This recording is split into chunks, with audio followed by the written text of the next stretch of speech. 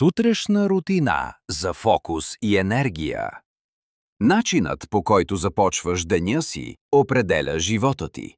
Ето една сутрешна рутина за повече фокус и енергия. Хидратация. Изпий чаша вода веднага след като се събудиш. Движение. Отдели си 5-10 минути за упражнения или разтягане. Това ще те зареди и даде тонус на тялото ти. Медитация или дишане. Напълни дробовете си с въздух. Това ще ти даде яснота веднага след като си се събудил. Практикувай благодарност всяка сутрин. Тя ще ти помогне за вътрешен мир и спокойствие. Планиране на деня. Избери трите най-важни задачи за деня и се фокусирай изцяло върху тях. Без телефон първите 30 минути. Започни с внимание към себе си. Не бързай да вземеш телефона в ръце и да започнеш да скролваш. Следвай тази рутина всеки ден в рамките на един месец и ще почувстваш разликата. Какво ще включиш в сутрешната си рутина? Напиши ми в коментарите. Как да пребориш страха от провал? Знаеш ли кое е по-лошо от провала? Никога да не опиташ. Страхът от провал блокира успеха. Ето как да го преодолееш. Рамка на мисълта. Не гледай на провала като на нещо лошо, а като на урок. Урок, който ще ти даде опит и ще те научи да не се отказваш. Действие въпреки страха. Дори малка стъпка днес ще ти помогне да преодолееш страховете си. Важното е да я направиш. Мисли за резултата, а не за грешката. Визуализирай успеха, но визуализирай и провала. Така ще бъдеш подготвен и за двете ситуации. Грешките са нашите уроци, от които да се поучаваме. Поставяй си постижими цели. Нека целите ти да са в границите на постижимото спрямо твоите умения и способности. Това с времето само ще се подобрява, след като започнеш да трупаш опит и знания. Ограничаване на перфекционизма. Направи нещо, дори несъвършено. Не е нужно всичко да е изпипано до всеки един детайл, поне в началото. В началото най-важно е да действаш и да се учиш. Провалът е част от растежа. Какво ще направиш днес, въпреки страха?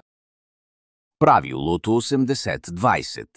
Как да постигаш повече с по-малко усилия? 20% от действията ти носят 80% от резултатите. Приложи правилото 80-20 в живота си. Идентифицирай задачите, които дават най-много резултат. Фокусирай се само и единствено върху тях. Делегирай или елиминирай останалите задачи за по-късен етап. Оптимизирай ежедневните си навици така, че да са в резон с целите ти и с приоритетите ти. Проверявай и настройвай най-важните задачи редовно. Само така ще останеш фокусиран и ще виждаш ясна целта пред себе си. Това е науката за ефективност. Ако се придържаш към правилото 80-20, в дългосрочен план ще ти донесе само позитиви и резултати.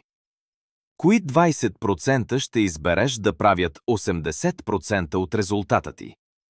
Очаквам отговорът ти в коментарите. 10 цитата, които ще променят начина ти на мислене. Една мисъл може да промени живота ти завинаги. Ето 10 цитата, които да приложиш в ежедневието си. Бъди промяната, която искаш да видиш в света. Ние сме това, което правим постоянно. Не се страхувай да се движиш бавно. Страхувай се само да не спираш. Грешките са доказателство, че опитваш. Контролирай това, което можеш, освободи се от останалото. Фокусирай се върху решенията, а не върху проблемите. Дисциплината е мостът между цели и постижения. Всичко велико започва с малка стъпка. Благодарността превръща това, което имаш, в достатъчно. Твоят ум е най-мощният инструмент. Използвай го разумно. Избери един цитат днес и го приложи. Кой цитат ти говори най-силно?